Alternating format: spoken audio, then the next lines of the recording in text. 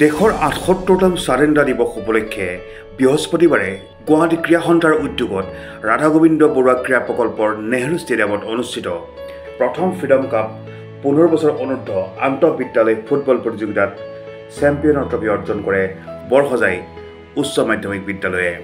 প্ৰতিযোগিতাৰ ফাইনেলত বৰসজাই শ্ৰীমন্ত শংকৰ একাডেমীক ১-০ ব্যৱধানত পৰাস্ত কৰি এই সন্মান অৰ্জন কৰে। গুৱাহাটীৰ ১৫খন বিদ্যালয়ে অংশগ্ৰহণ কৰা এই প্ৰতিযোগিতাত আটাইকেইটা দলে সুন্দৰ খেল প্ৰদৰ্শন কৰে। ক্ৰীড়াৰ সৈতে জড়িত হৈ আজিৰ নৱপ্ৰজন্মই যাতে এখন সুস্থ সমাজ ব্যৱস্থা গঠনত অৰিহণা যোগাব পাৰে সেই মহৎ উদ্দেশ্য আগত ৰাখি এই প্ৰতিযোগিতাৰ আয়োজন কৰা হৈছিল। প্ৰতিযোগিতাৰ সামৰণি অনুষ্ঠানত অসমৰ ঐতিহ্যমণ্ডিত বৰদলৈ ট্ৰফিৰ গৌৰৱময় অতীতৰ সৈতে জড়িত বিভিন্ন ঘটনা পৰিঘটনাক প্ৰতিফলিত কৰি জ্যেষ্ঠ ক্ৰীড়া সাংবাদিক পবিত্ৰ গগৈয়ে প্ৰস্তুত কৰি উলিওৱা বৰদলৈ ট্ৰফি নামৰ এখন গ্ৰন্থ উন্মোচন কৰা হয়। গ্ৰন্থ উন্মোচনী অনুষ্ঠানত উপস্থিত থাকে ভাৰতৰ ক্ৰিকেট নিয়ন্ত্ৰণ বৰ্ডৰ যুটীয়া সচিব তথা গুৱাহাটী ক্ৰীড়া সন্থাৰ সম্পাদক দেৱজিৎ শইকীয়া, অসম চৰকাৰৰ ক্ৰীড়া সচিব কে.জি. হিলালী, ক্ৰীড়া সংগঠক বলেন চক্ৰৱৰ্তী, ৰাজীৱ প্ৰকাশ বৰুৱা, ৰাজ্যৰ প্ৰাক্তন ৰঞ্জী ক্ৰিকেটাৰ শংকৰ লহকৰ, জ্যেষ্ঠ সাংবাদিক প্ৰণয় বৰদলৈকে ধৰি কেইবাগৰাকীও বিশিষ্ট ব্যক্তি। এই গ্ৰন্থখনৰ জৰিয়তে ফুটবলৰ প্ৰতি আগ্ৰহীসকলে ঐতিহ্যমণ্ডিত টুৰ্ণামেণ্টখনৰ লগতে অসম ফুটবলৰ ইতিহাস সম্পৰ্কে কিছু গুৰুত্বপূৰ্ণ তথ্য আহৰণ কৰিবলৈ সক্ষম হ'ব বুলি গ্ৰন্থখনৰ লেখক পবিত্ৰ গগৈয়ে মন্তব্য কৰে।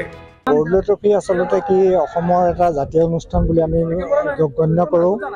গতিকে সেই প্ৰতিযোগিতাখনৰ যিটো গৰিমা আছিলে ৬০ দশকত, ৭০ দশকত, ৮০ দশকত, সেই গৰিমা কিন্তু বৰ্তমান নাই। সেয়েহে আমি খুব আক্ষেপ কৰোঁ যে সেই গৰিমা ঘূৰাই আনিব পাৰি নে নোৱাৰি। সেই বিষয়ে বহুত লোক আছে যিকেইজনে চিন্তা চৰ্চা কৰিছে। আমি আশা কৰিম যে আগৰ গৰিমা যাতে ঘূৰি আহে আৰু আগতে কেনেকৈ ধৰণৰ খেলাবিলাক হৈছিলে, ফাইনেলবিলাক কিমান ডাঙৰ ডাঙৰ ভাৰতবৰ্ষৰ ডাঙৰ ডাঙৰ টীম আহি পেলাই ইয়াত খেলিছিলে, বিদেশৰ দল আহি পেলাই খেলিছিলে। গতিকে সেইবিলাক ৰোমন্থন কৰিবৰ কাৰণে মই কিতাপখন লিখি উলিয়াইছিলোঁ। ১৯৫২ চনতে আৰম্ভ হোৱা প্ৰতিযোগিতাখনৰ কিন্তু বহুত দিনলৈকে ৯০ দশকৰ শেষৰ ফাললৈকে খুব ভাল ধৰণে চলি আছিলে। কিন্তু কিয় কি হৈ গ'ল ক'ব নোৱাৰোঁ। সেই আগৰ গৰিমা ৰোমন্থন কৰিবৰ কাৰণে মই কিতাপখন লিখি উলিয়াইছোঁ। আৰু আজিৰ চাম যি যুৱক যুৱতী আছে, খেলুৱৈ আছে, তেখেতসকলে জানিব পাৰিব যে বৰদলৈ ট্ৰফিৰ গৰিমা কি আছিলে। এই উদ্দেশ্যৰে মই কিতাপখন লিখি উলিয়াইছোঁ। আশা কৰিছোঁ ৰাইজে আকোৱালি ল'ব। ইয়াৰ পিছতে বিজয়ী আৰু বিজিত দল দুটাক ট্ৰফি প্ৰদান কৰে GSৰ সম্পাদক দেৱজিৎ শইকীয়া আৰু ক্ৰীড়া সচিব কে.জি. হিলালীয়ে।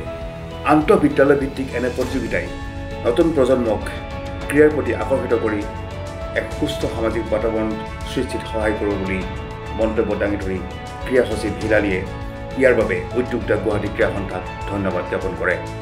বৃহস্পতিবাৰৰ প্ৰতিযোগিতাত অংশগ্ৰহণকাৰী দলকেইটা হ'ল ক্ৰমে দক্ষিণ বেলতলা বিদ্যালয়, বৰসজাই হাইস্কুল, ডন বস্কো বিদ্যালয়, সোণাইগুলি, সুন্দৰবৰী হাইস্কুল, পইণ্টা international school, Saralabila public school, royal global school, south point school, saint Francis school, national public school, Srimanta Sankar academy, Assam জাতীয় বিদ্যালয়, কেন্দ্ৰীয় বিদ্যালয় নাৰেংগী, ইণ্টাৰনেশ্যনেল স্কুল আৰু গুৱাহাটী পাব্লিক স্কুলে।